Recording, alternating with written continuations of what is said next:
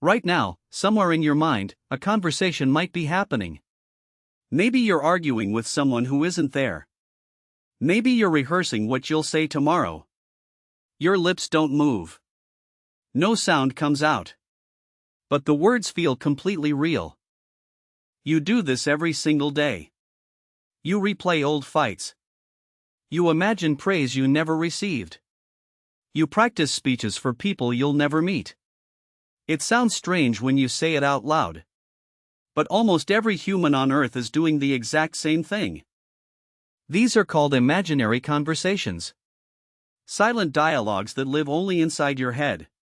And here's the surprising part. They are not a glitch. They are not a sign something is wrong with you.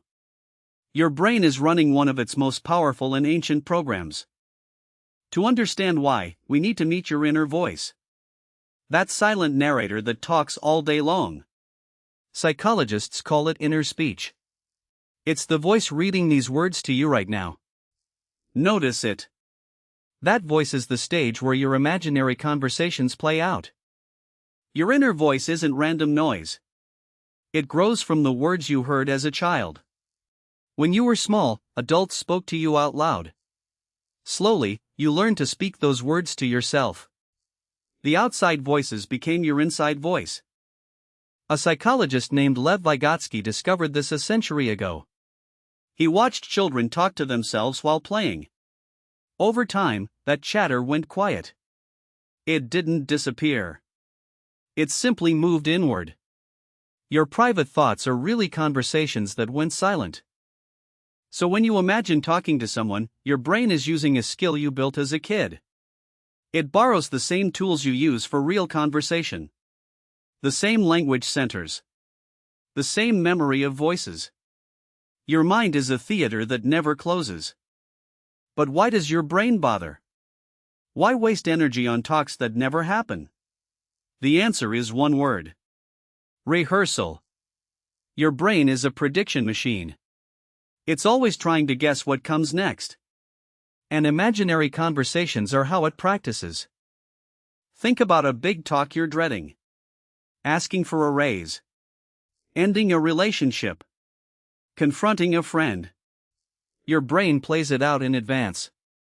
It tests different words. It watches for different reactions. It's like a flight simulator for social life. This is genius when you think about it. A pilot doesn't crash a real plane to learn. They practice in a safe simulation. Your brain does the same with your relationships. It lets you fail 1,000 times in your head, so you can succeed once in real life.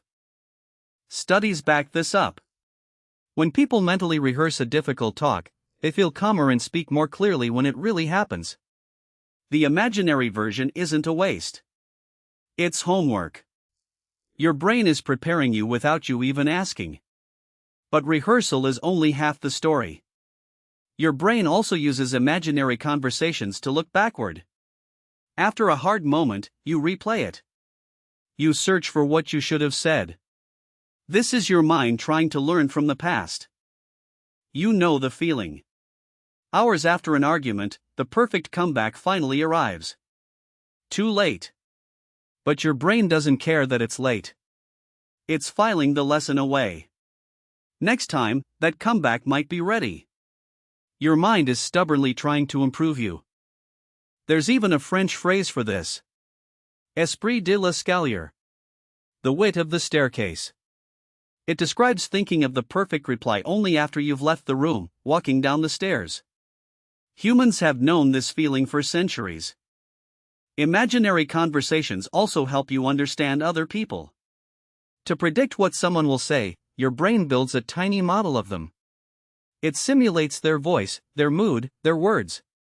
In a way, you carry small copies of people inside your mind. Scientists call this theory of mind.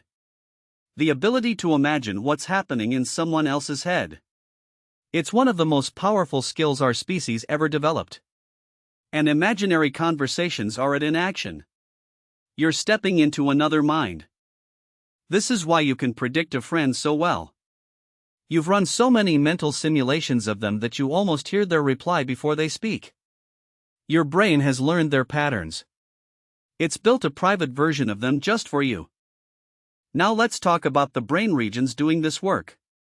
When you imagine speech, your language areas light up. Broca's area, which helps you form words.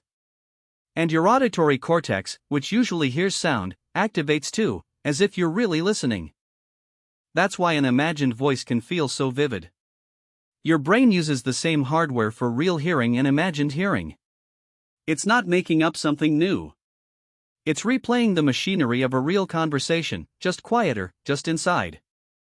There's also a network called the default mode network. It switches on when you're not focused on a task. When you daydream, when your mind wanders, this network hums to life. And it loves creating stories, memories, and imaginary talks. So the moment you stop concentrating, the theater opens. Waiting in line. In the shower. Falling asleep. Your brain fills the silence with conversation. It hates an empty stage. Idle time becomes rehearsal time, whether you want it or not. But not all imaginary conversations are helpful. Sometimes the same fight loops over and over. The same worry replays. This is called rumination. When rehearsal becomes a trap, and your mind keeps circling without ever landing. Here's the difference. Healthy rehearsal moves forward. It solves something, then stops. Rumination just spins. It replays the pain without finding an exit. The same words, the same feelings, again and again. And it can quietly drain your mood. Research links heavy rumination to anxiety and depression. When your brain rehearses fear instead of solutions, it can convince you the worst is coming. The simulator that was built to protect you can start scaring you instead. So how do you tell the difference in your own mind? Ask one simple question. Is this thought helping me prepare, or just making me suffer?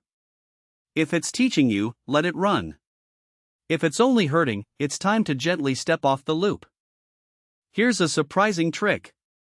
Talk to yourself in the third person. Instead of asking why am I so nervous, ask why is your name nervous. Studies show this small shift creates distance. It calms the emotion and helps you think more clearly. Why does that work? Speaking in the third person makes you feel like a wise friend giving advice.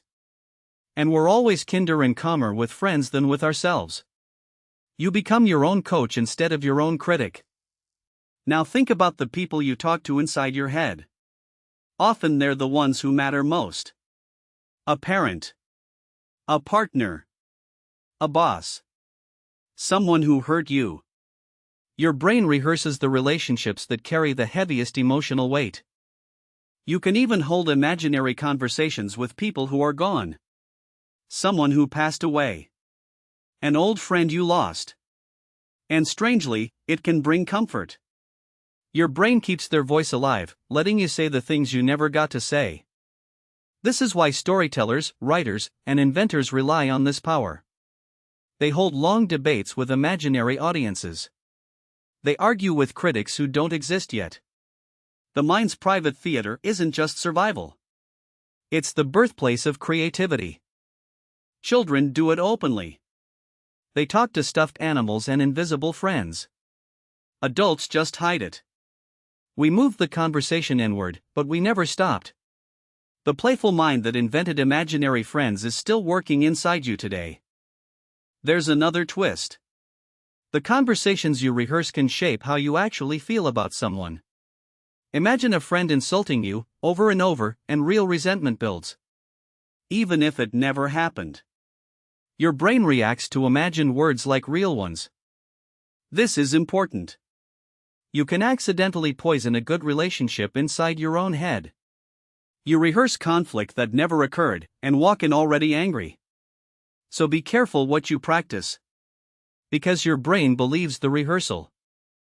But the reverse is also true.